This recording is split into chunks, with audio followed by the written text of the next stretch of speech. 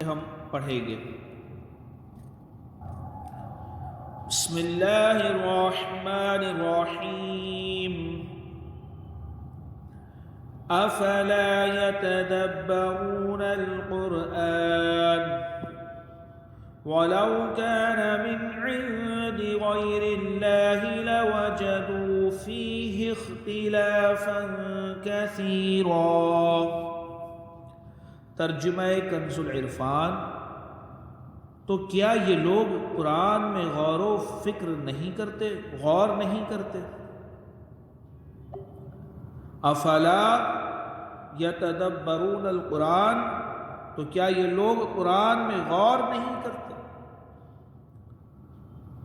ہمیں قرآن پڑھنا ہے، اس کو سمجھنا ہے، اور سمجھنے پر بھی کافی نہیں ہے، اس میں غور کرنا ہے۔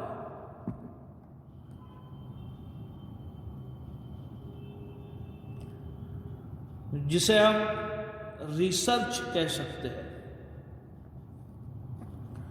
افلا یتدبرون القرآن، تو کیا یہ لوگ قرآن میں غور نہیں کرتے؟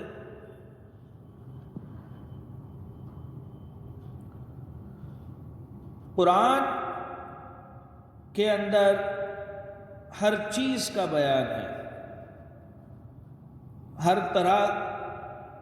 ہر چیز کا، ہر طرح کا بیان موجود ہے، مگر ہم اس سے اس طرح کا فائدہ نہیں اٹھا پاتے ہیں۔ اس کی کیا وجہ ہے؟ تو ایک بزرگ سے سوال ہوا کہ کلام پاک میں تو ہر چیز کا بیان ہے، ہر چیز بتا دی گئی، سکھا دی گئی، مگر جب ہم پڑھتے ہیں تو ہم اس قدر حاصل نہیں کر پاتے۔ اس کی کیا وجہ ہے؟ انہوں نے ایک مثال کے ذریعے اس شخص کو سمجھایا کہ ایک سمندر ہے، یا ایک شخص آیا اور وہ ایک چھوٹا پیالہ لے کر کے آیا، تو وہ اس پیالے میں کتنا پانی لے سکتا ہے سمندر سے؟ دوسرا شخص آیا، ایک بالٹی لے کر کے آیا، اور وہ بالٹی جتنا ہی میکسیمم وہ بھر سکتا ہے نا، جتنی اس کی بالٹی ہے اتنا ہی پانی وہ لے سکتا ہے سمندر سے۔ تیسرا شخص آیا، پانی کا ٹینکر لے کر کے آیا، تو وہ بھی سمندر سے ٹینکر جتنا ہی میکسیمم بھر سکتا ہے۔ پھر چوتھا شخص آیا، اس نے ایک پمپ وہاں بٹھا دیا کہ میں یہاں سے پانی کھینچتا رہوں گا۔ سمندر وہی ہے، اس سے فائدہ اٹھانے والے الگ الگ طرح کے الگ الگ لوگ ہیں۔ اب ہر آدمی اپنی کیپیسٹی اور صلاحیت کے حساب سے اس سے فائدہ اٹھا پا رہا ہے، اس سے پانی لے پا رہا ہے۔ جو پیالہ لے کر کے آیا وہ پیالے جتنا ہی پانی لے سکتا ہے، جو بالٹی لے کر کے آیا وہ بالٹی جتنا ہی پانی لے سکتا ہے، جو ٹینکر لے کر کے آیا وہ اتنا ہی پانی بھر سکتا ہے۔ تو یہی قرآن شریف ہے، یہ علم کا سمندر ہے۔ اب ہر شخص جو اس کو پڑھ رہا ہے، جو اس کو سن رہا ہے، تو یہ اپنی ذہنی صلاحیت کے اعتبار سے اس کو سمجھ سکتا ہے اور اتنا ہی فائدہ یہ اٹھا سکتا ہے۔ دوسری مثال یوں سمجھیے کہ آپ روڈ پر جا رہے ہیں، اس پر کچھ سائن بورڈز لگے ہوئے ہیں، کچھ نشانیاں لگی ہوئی ہیں،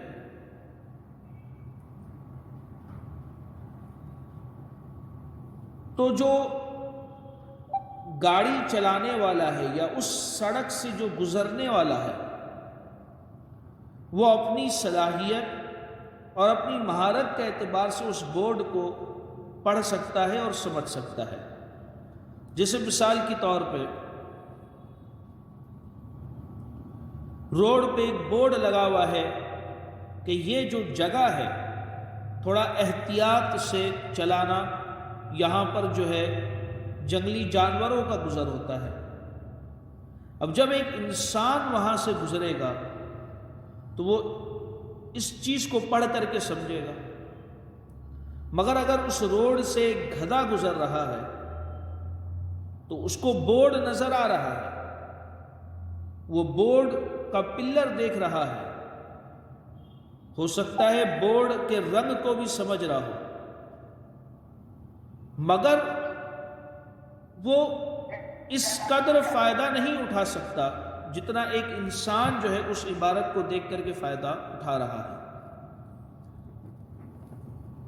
بسم اللہ الرحمن الرحیم، افلا یتدبرون القرآن، تو کیا یہ لوگ قرآن میں غور نہیں کرتے؟ ہمیں قرآن کو پڑھنا ہے، اسے سمجھنا ہے اور اس میں غور کرنا ہے۔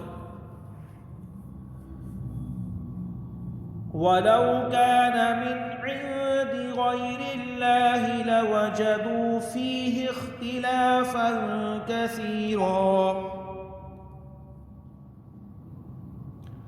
اور اگر یہ قرآن اللہ کے علاوہ کسی اور کی طرف سے ہوتا،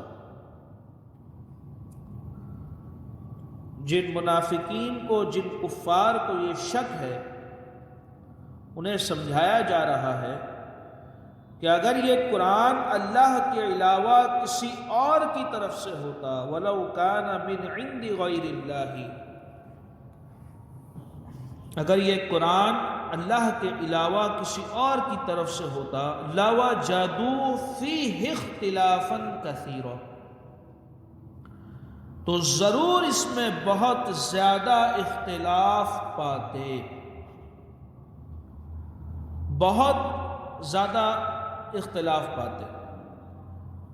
کلام پاک کے اندر ہزاروں سال پرانے واقعات بیان کیے گئے ہیں۔ کوئی ایک شخص بتا دے کہ نہیں یہ واقعہ غلط ہے، کوئی بتا ہی نہیں سکتا۔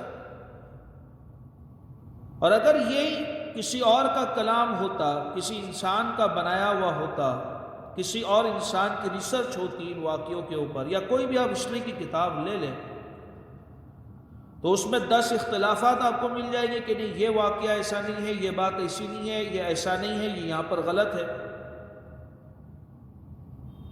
اسی طریقے سے جو باتیں کلام پاک میں بیان ہوئی، جو احکامات بیان ہوئے، وہ ہمارے فائدے کے لیے ہے۔ اسی طریقے سے جو باتیں بیان ہوئی کہ جیسے آوازوں میں سب سے بری آواز گدھے کی ہے، گھروں میں سب سے کمزور گھر یہ مکڑی کا ہے، کیا تم غور نہیں کرتے؟ افلا ينظرون الى الابل کیف خلقت، کیا تم غور نہیں کرتے کہ یہ اونٹ کو کیسا بنایا گیا ہے؟ وَإِلَى السَّمَاءِ كَيْفَ رُفِعَتْ، اور آسمان کو نہیں دیکھتے کہ وہ کس طریقے سے اونچا کیا گیا ہے؟ وَإِلَى الْجِبَالِ كَيْفَ نُصِبَتْ، اور پہاڑوں کو نہیں دیکھتے کہ وہ کیسا نصب کیا گیا ہے؟ وَإِلَى الْأَرْضِ كَيْفَ سُطِحَتْ، تو جو مثالیں بیان کی گئی ہیں، اب جیسے مکڑی کے تعلق سے بیان ہوا، اونٹ کے تعلق سے بیان ہوا، پہاڑ کے تعلق سے بیان ہوا، آسمان کے تعلق سے بیان ہوا، اسی طریقے سے جو پھلوں کا بیان ہے والتین والزیتون، تو ان چیزوں کے اندر حقیقتاً اس اعتبار سے فوائد اور اس اعتبار سے عجائبات موجود ہیں۔ کوئی اس کا انکار نہیں کر سکتا کہ نہیں اونٹ کے اندر کوئی عجیب چیز موجود نہیں ہے، کوئی ایسا نہیں کہہ سکتا، یا آسمان میں عجائبات موجود نہیں ہے، کوئی ایسا نہیں کہہ سکتا۔ تو اگر یہ قرآن اللہ کے علاوہ کسی اور کی طرف سے ہوتا تو ضرور اس میں بہت زیادہ اختلاف پاتے۔ ایک تو اس اعتبار سے کہ جو چیزیں کلام پاک میں بیان ہوئی اس میں کوئی شک کی اور اختلاف کی گنجائش نہیں ہے۔ دوسرا یہ کہ کوئی بھی شخص کتنا بھی فصیح اور بلیغ ہو، کتنا بھی محتاط کیوں نہ ہو، اگر وہ کوئی بات کرے تو ہمیشہ اس کا کلام یکساں رہے، ہمیشہ اس کی بات درست رہے، ہمیشہ اس کا لہجہ ایک ہی انداز کا رہے، ہمیشہ اس کی بات حکمت بھری رہے، اس کی پروبیبلٹی بہت کم ہے۔ ایک کتنا بھی بڑا شخص کیوں نہ ہو جائے، کتنا بھی فصیح اور بلیغ کیوں نہ ہو جائے، ہو سکتا ہے کہ کبھی اس کا کلام پسند آئے اور کبھی وہ اس طریقے سے بات کرے کہ ایسا لگے کہ یار یہ سب سے بڑا جاہل یہی ہے۔ مگر کلام پاک میں جب غور و فکر کرے، اس میں 6666 آیتیں موجود ہیں، اس کے ایک حرف کے اندر بھی کوئی یہ نہیں کہہ سکتا کہ یہ بات جو ہے وہ درست نہیں ہے، یا یہ انداز درست نہیں ہے، یہ لہجہ کوئی کہہ ہی نہیں سکتا، اس میں شک کی کوئی گنجائش ہی نہیں ہے، یہ بالکل درست ہے۔ تو وَلَوْ كَانَ مِنْ عِنْدِ غَيْرِ اللَّهِ لَوَجَدُوا فِيهِ اخْتِلَافًا كَثِيرًا، اور اگر یہ قرآن اللہ کے علاوہ کسی اور کی طرف سے ہوتا تو ضرور اس میں بہت زیادہ اختلاف پاتے۔ تو کیا یہ لوگ قرآن میں غور نہیں کرتے؟ اور اگر یہ ایک تو یہ سمجھیے کہ یہاں پر حکم دیا گیا ہے قرآن میں غور و فکر کرنے کا، اب آگے کلام پاک کے فضائل بیان ہو رہے ہیں، اگر یہ قرآن اللہ کے علاوہ کسی اور کی طرف سے ہوتا تو ضرور اس میں بہت زیادہ اختلاف پاتے۔ یہاں قرآن کی عظمت کا بیان ہے اور لوگوں کو اس میں غور و فکر کرنے کی دعوت دی گئی ہے، چنانچہ فرمایا گیا کہ یہ لوگ قرآن حکیم میں غور نہیں کرتے اور اس کے علوم اور حکمتوں کو نہیں دیکھتے کہ اس نے اپنی فصاحت سے تمام مخلوق کو اپنے مقابلے سے عاجز کر دیا ہے، اور غیبی خبروں سے منافقین کے احوال اور ان کے مکر و فریب کو کھول کر رکھ دیا ہے، اور اولین اور آخرین کی خبریں دی ہیں جو پہلے گزر چکے یا جو آنے والے ہیں۔ اگر قرآن میں غور کرے تو یقیناً اس نتیجے پر پہنچیں گے کہ یہ اللہ عز و جل کا کلام ہے اور اسے لانے والا اللہ عز و جل کا رسول ہے صلی اللہ علیہ وسلم۔ اس سے یہ بھی معلوم ہوا کہ قرآن میں غور و فکر کرنا اعلیٰ درجے کی عبادت ہے۔ امام غزالی رحمۃ اللہ تعالی علیہ کا کتنا پیارا ارشاد ہے، کتنا پیارا قول ہے، سنیں مزہ آ جائے گا۔ امام غزالی رحمۃ اللہ تعالی علیہ احیاء العلوم میں فرماتے ہیں، ایک آیت سمجھ کر، ایک آیت سمجھ کر اور غور و فکر کر کے پڑھنا، ایک آیت سمجھنا اور اس میں غور و فکر کرنا، بغیر غور و فکر کیے پورا قرآن پڑھنے سے بہتر ہے۔ قرآن کا ذکر کرنا، اسے پڑھنا، اسے دیکھنا، اسے چھونا سب عبادت ہے، اور اس میں غور و فکر کرنا بھی عبادت ہے۔ تو قرآن میں غور و فکر کی دعوت دی گئی ہے، لیکن غور و فکر کس طرح کا ہو؟ اپنی من مرضی کے حساب سے آپ سوچیں گے اور کچھ بھی نتیجے پر پہنچ جائیں گے تو یہ درست نہیں ہے۔ قرآن میں غور و فکر کی دعوت دی گئی ہے، لیکن یہ بات واضح رہے کہ قرآن میں وہی غور و فکر معتبر اور صحیح ہے جو صاحب قرآن صلی اللہ تعالی علیہ وسلم کے فرامین اور حضور پر نور صلی اللہ تعالی علیہ وسلم کے صحبت یافتہ صحابہ کرام رضی اللہ تعالی عنہم اور ان سے تربیت حاصل کرنے والے تابعین رحمت اللہ تعالی علیہم اجمعین کے علوم کی روشنی میں ہو۔ صحابہ کرام کا بھی یہ انداز تھا، جب وہ کسی آیت کو نہیں سمجھ پاتے تو حضور کی بارگاہ میں عرض کرتے یا رسول اللہ ہمیں اس کی تفسیر بیان کر دیجئے، ذرا ہمیں یہ سمجھا دیجئے۔ تو سب سے پہلے کلام پاک میں جب ہم غور و فکر کریں تو حدیثوں کے مطابق، صحابہ کرام کے اقوال کے مطابق، تابعین کی روشنی میں ہو، کیونکہ وہ غور و فکر جو اس ذات کے فرامین کے خلاف ہو، یعنی حضور کے جو فرامین ہیں اس کے خلاف اگر آپ نتیجہ نکال رہے ہو، جن پر قرآن اترا، آپ کا نتیجہ حدیث پاک کے برخلاف ہے،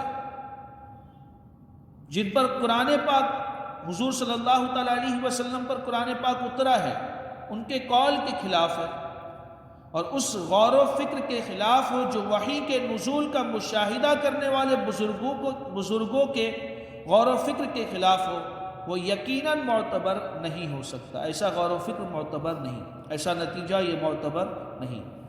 اس لیے دور جدید کے ان نت نئے محققین سے بچنا ضروری ہے جو 1400 سال کے علماء، فقہاء، محدثین اور مفسرین اور ساری امت کے فہم کو غلط قرار دے، قولاً یا عملاً یہ کہتے نظر آتے ہیں کہ قرآن اگر سمجھا ہے تو ہم نے ہی سمجھا ہے، پچھلی ساری امت جاہل ہی گزر گئی، یہ لوگ یقیناً گمراہ ہیں۔